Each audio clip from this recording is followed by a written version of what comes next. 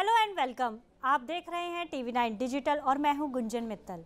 हम एक बार फिर हाजिर हैं आपका हेल्थ शो लेकर, जिसमें हम आपकी सेहत से जुड़े विषय पर बात करते हैं और अपने हेल्थ एक्सपर्ट से जानते हैं आपकी सेहत से जुड़े हर सवाल का जवाब। आज हम बात करेंगे हेल्दी डाइट पर, क्योंकि हम सब जानते हैं कि डाइट का सीधा असर हमारी सेहत पर पड़ता है। इसलिए हम सबको ये जानना बेहद ज़रूरी है कि क्या खाना हमारे लिए सही है। आज इसी पर बात करने के लिए हमारे साथ है डाइटिशियन शिवानी कंडवाल। शिवानी, आपका बहुत बहुत स्वागत है हमारे शो में। Thank you so much Gunjan. लेकिन इससे पहले हम इस चर्चा को आगे बढ़ाएं, हम आपको बताना चाहते हैं TV9 डिजिटल के न्यू इनिशिएटिव TV9 वैन के बारे में। आखिर क्या है ये इनिशिएटिव, आइए देखते हैं इस वीडियो में। Today, doctors are busier than ever providing care and advice to patients. And the reality is that an average patient now spends much more time in the waiting room than in the doctor's chamber. With such a captive audience, it's time to put their wait time to good use. Introducing TV9 Waiting Area Network that provides premium patient engagement experience through engaging and informative videos. These videos are created keeping in mind an Indian patient seeking medical attention.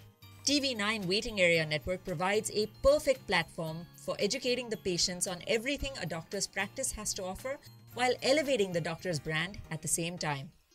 As a doctor, all you need is to have Wi-Fi at your clinic and we'll take care of the rest.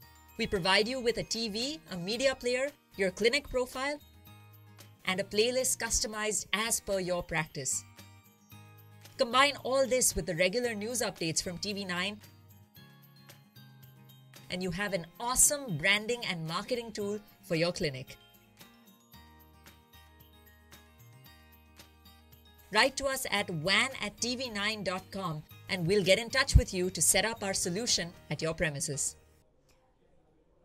Healthy diet, हम सब जानते हैं कि healthy diet बेहद ही ज़रूरी है हमारी healthy life के लिए, और पिछले 2 सालों ने हमें हेल्दी डाइट की अहमियत को समझा दिया है। हम हमेशा इम्यूनिटी की बात करते हैं, तो शिवानी, पहला सवाल मेरा आपसे यही है कि कौन सी डाइट है जो हमारी इम्यूनिटी बढ़ाने में हमारी मदद करती है? गुंजन, जैसा कि हम जानते हैं कि पिछले 2 साल से जब से कोविड शुरू हुआ है, तब से सब लोगों का ध्यान इम्यूनिटी की तरफ गया है। सब लोग इस चीज़ पे काम कर रहे हैं कि इम्यूनिटी के लिए काढ़ा लिया जाए, इसके लिए जैम्स लिए जाएं। इवन आजकल तो चॉकलेट और आइसक्रीम भी आ गए हैं इम्यूनिटी बूस्ट करने के लिए। बट मैं आपको सबको ये बताना चाहूँगी कि इम्यूनिटी ओवरनाइट नहीं बिल्ड होती है, it takes time for it. But still there are certain things जो हम कर सकते हैं जो कि हमारी इम्यूनिटी बढ़ा सकती हैं। उसके लिए पहली चीज़ है विटामिन सी का कंजम्पशन होना। हम इस एंटीऑक्सीडेंट के बारे में बहुत सुन रहे हैं और मुझे लगता है हम सब लोगों ने पिछले कुछ टाइम में ज़रूर विटामिन सी के टैबलेट्स खाए हैं। तो कोशिश कीजिए विटामिन सी आपके डाइट में ज़रूर हो। उसके लिए आप खट्टे फल खा सकते हैं। आम जो होता है वो विटामिन सी का बहुत अच्छा सोर्स है। मैंगोज जो है वो, पपायाज, ग्रीन लीफी वेजिटेबल्स, ये सब विटामिन सी के बहुत अच्छे सोर्स हैं। तो कोशिश करें इन्हें अपने डाइट में ज़रूर इंक्लूड करें।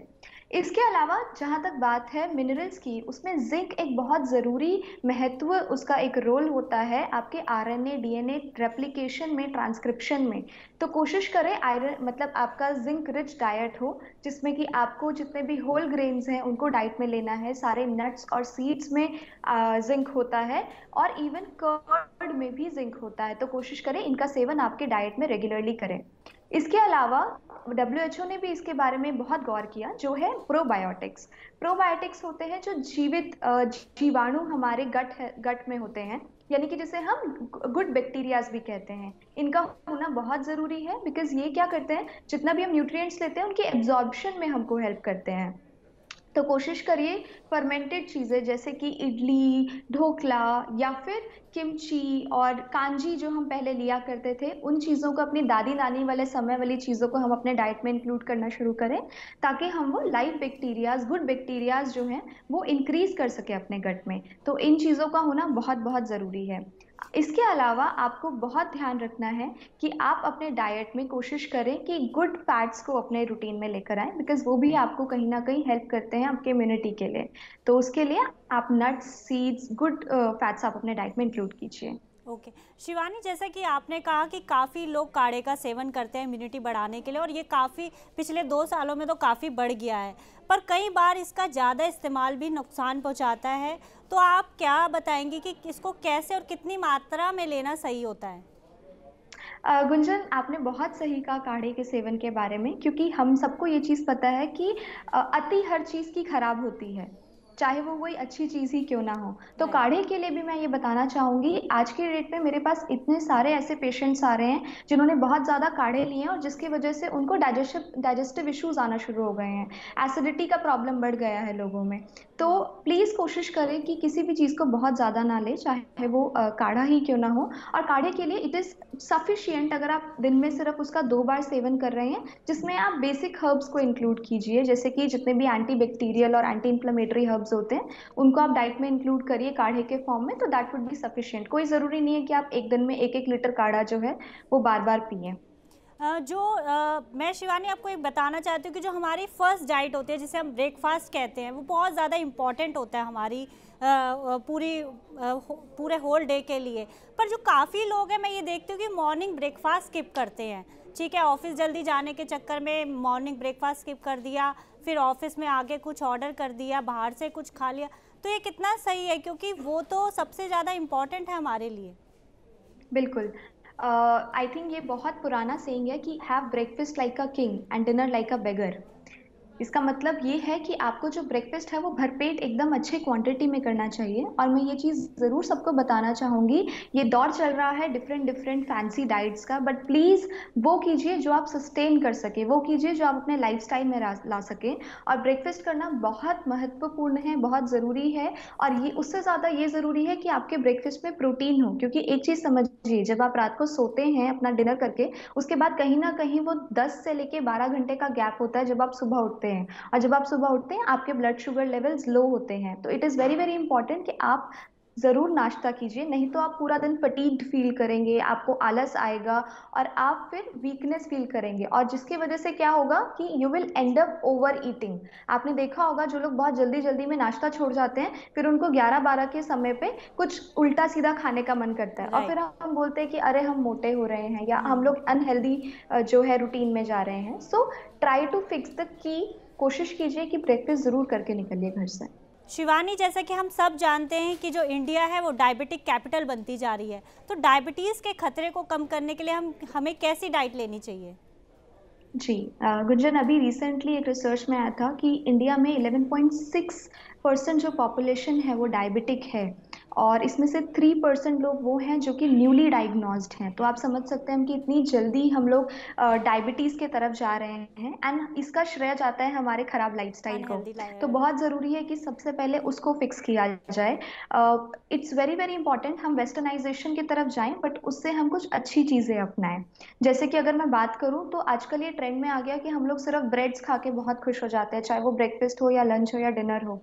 तो प्लीज़ उसको अवॉइड करिए और अपने डाइट में होल ग्रेन्स को डालिए। इंडिया हमेशा से एक ऐसी कंट्री रही है जहाँ की डिफरेंट डिफरेंट टाइप के सीरियल्स और मिलेट्स हमेशा अवेलेबल रहे हैं। तो कोशिश कीजिए कि अपने डाइट में रागी, बारले, बाजरा, ओट्स, इन सब चीज़ों को मिक्स करके इंक्लूड करिए। होल ग्रेन ज़्यादा होगा, फाइबर ज़्यादा होगा, तो आपके लिए बहुत इजी होगा कि आप सस्टेन हेल्दी स्टाइल को सस्टेन कर पाएँ। इसके अलावा कोशिश कीजिए कि हमेशा स्मॉल फ्रीक्वेंट मील्स लीजिए। जब आप स्मॉल फ्रीक्वेंट मील्स लेते हैं तो आपके ब्लड शुगर लेवल्स जो होते हैं वो मेंटेन्ड रहते हैं थ्रू आउट। अगर आप बहुत देर तक नहीं खाएंगे तो वो ड्रॉप करेंगे और फिर आपको क्रेविंग्स होगी, तो वो आप नहीं करें, क्योंकि जब हमें क्रेविंग्स होती है तो मोस्टली हम स्वीट्स की तरफ जाते हैं। दैट्स अ साइन कि आपकी बॉडी को शुगर चाहिए। तो कोशिश कीजिए कि वो आप मतलब उस चीज़ का ध्यान रखें।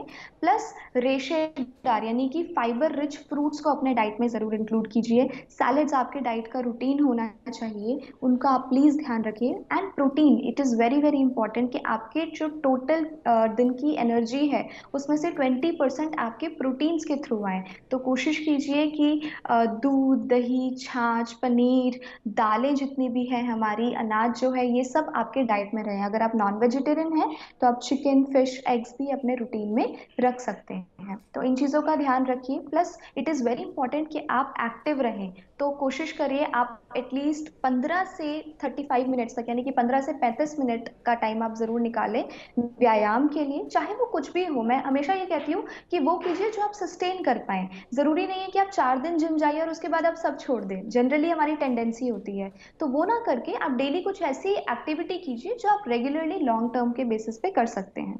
इन चीज़ों को अपनाएंगे तो डेफिनेटली हेल्प रहेगा। शिवानी, मैं आपसे अगला सवाल लेना चाहती हूँ कि जो हमारा लाइफस्टाइल वो काफ़ी बिजी होता जा रहा है, तो हमारा जो रुझान है वो पैक्ड फूड, पैक्ड जूसेस पर होता जा रहा है, तो कितने हेल्दी और अनहेल्दी होते हैं पैक्ड फूड या पैक्ड जूसेस? देखिए, इसके लिए बहुत एक सिंपल चीज़ मैं गुंजन बोलना चाहूँगी कि जो चीज़ आपको नेचर से मिल रही है वो आपके लिए बेटर है रादर देन मशीन से।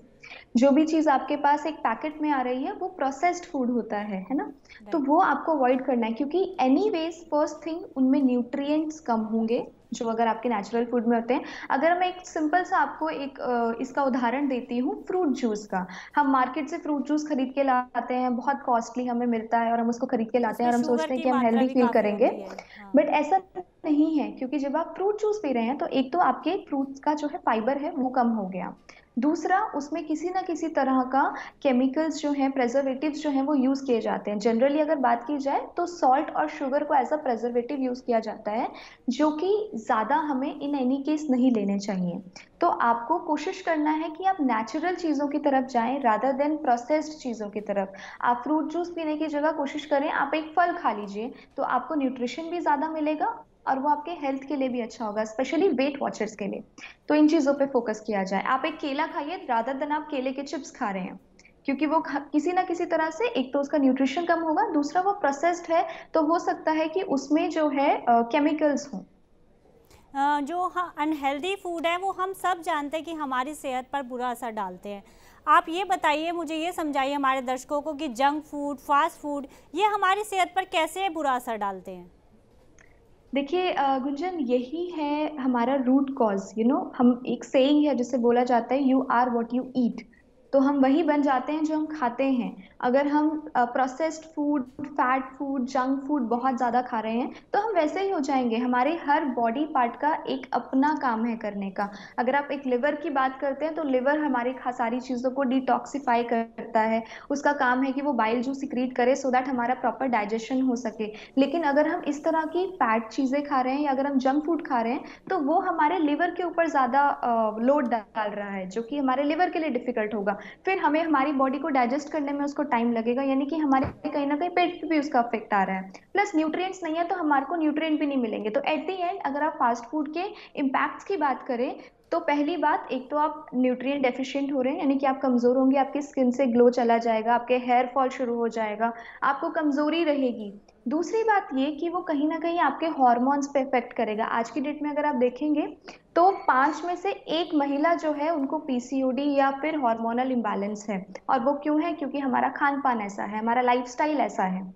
तो it is very very important कि आप इन चीज़ों को अपने रूटीन में से हटाएं। और हटा नहीं सकते तो एटलीस्ट उसको कम कर दीजिए। जो मैं करती हूँ या जो मैं अपने पेशेंट्स को बोलती हूँ, मैं उन्हें ये बोलती हूँ कि आप पूरे हफ्ते में कोशिश करिए कि सिर्फ 3 बार आप पैक्ड या प्रोसेस्ड फूड अपने डाइट में इंक्लूड करेंगे। मेरा अगला सवाल यही था कि आप कितनी छूट देंगे हमें ये सब खाने की? बिल्कुल, तो मैंने आपको बता दिया है उसका आंसर कि सिर्फ और सिर्फ 3 बार हफ्ते में आप कोशिश कीजिए लेने की। क्योंकि मैं ये चीज़ बहुत अच्छे से समझ सकती हूँ कि ये बहुत डिफिकल्ट है हमारे लिए भी कि पैक्ड और प्रोसेस्ड फूड से दूर रहना, बट अगर आप हफ्ते में 3 दिन लेते हैं तो आप इजीली उसको मैनेज कर सकते हैं। शिवानी, मेरा अगला सवाल आपसे यही है कि आपने जिंक, विटामिन सी की जैसे सप्लीमेंट्स की बात की, तो डाइट के साथ साथ कौन कौन से सप्लीमेंट्स लिए जा सकते हैं हेल्दी लाइफस्टाइल और हेल्दी लाइफ के लिए? बिल्कुल। तो अगर आप सप्लीमेंट्स की बात करें, देखिए गुंजन, अगर आप एक हेल्दी डाइट ले रहे हैं, अगर आप एक न्यूट्रिशनिस्ट के अंडर एक रूटीन फॉलो कर रहे हैं, तो हमारी हमेशा कोशिश ये होती है कि आपके सारे न्यूट्रिएंट्स जो हैं वो आपको खाने के थ्रू मिल जाएं। लेकिन फिर भी हम भी ये चीज़ जानते हैं कि हम लोग जो कंज्यूम कर रहे हैं, जो चीज़ें हम कंज्यूम कर रहे हैं उसमें कितना न्यूट्रिएंट है ना? तो इसके लिए इट्स वेरी इंपॉर्टेंट। तो मैं यही कहूँगी कि कोशिश कीजिए कि आप मल्टीविटामिन ज़रूर अपना रेगुलर रूटीन में रखिए। इसके अलावा विटामिन डी बहुत ज़रूरी है। हम विटामिन डी के बारे में हमने बहुत सुना है कोविड के ड्यूरेशन के टाइम पर भी कि विटामिन डी जो है it is like a hormone for our body. अभी उसको बहुत जल्दी हार्मोन के लिए बोला जा रहा है। तो इट इज़ वेरी इंपॉर्टेंट क्योंकि उसका रोल है मोर देन 800 पैथवेज में हमारी बॉडी में, जिसमें कि हमारा वेट, हमारा इम्यूनिटी, हमारी हेयर, हमारा स्किन, हमारे हॉर्मोन्स, हर चीज़ में उसका काम है। तो इट्स वेरी इंपॉर्टेंट कि आप विटामिन डी चेक करवाइए और उसके बाद उसके सप्लीमेंटेशन शुरू कीजिए। इसके अलावा जो एक और बहुत ज़रूरी विटामिन होता है जिसका सप्लीमेंटेशन ज़रूरी है, वो है विटामिन B12।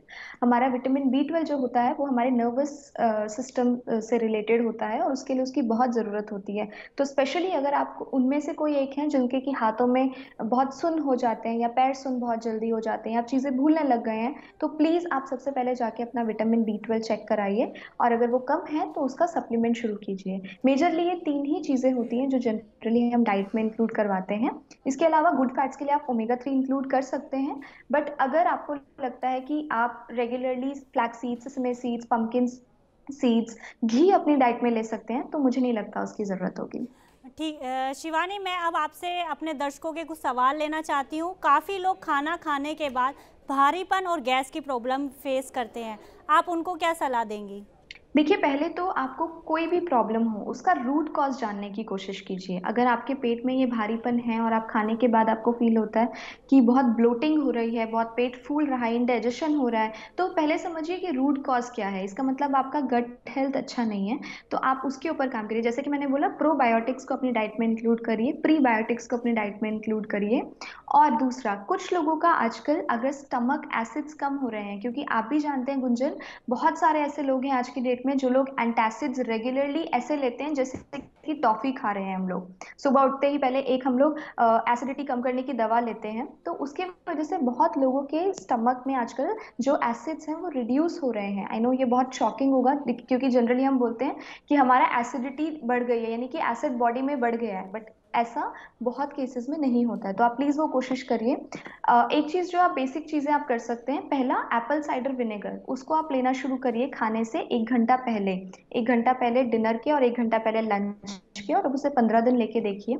इसके अलावा जैसे ही आप खाना खा लेते हैं उसके बाद आप एक मिक्सचर बना सकते हैं जिसमें आप सौंफ, अजवाइन और इसके साथ जीरा, इन तीनों को भून करके पाउडर बना लीजिए। और once you are done with your lunch और डिनर, आप उसका 1 चम्मच जो है उसको चबाकर खा लीजिए। तो ये क्या करते हैं, आपके डाइजेस्टिव जूसेस को मेंटेन करते हैं and at the same time आपको हेल्प करते हैं कि आपका डाइजेशन प्रॉपरली हो। तो इनको आप अपने डाइट में रेगुलरली इंक्लूड कर सकते हैं। एंड प्लस मैं आपको ये कहना चाहूँगी, हफ्ते में एक दिन आप ज़रूर ऐसा निकालिए जिस दिन आप बहुत हल्का खाना खाएं।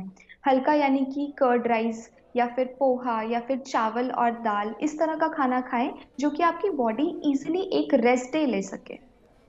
शिवानी, आपका बहुत बहुत धन्यवाद हमारे साथ जुड़ने के लिए और अपना कीमती समय देने के लिए और इतनी सारी इंपॉर्टेंट इन्फॉर्मेशन हमारे साथ शेयर करने के लिए। Thank you so much Shivani. Thank you so much Kanchan for giving me this opportunity.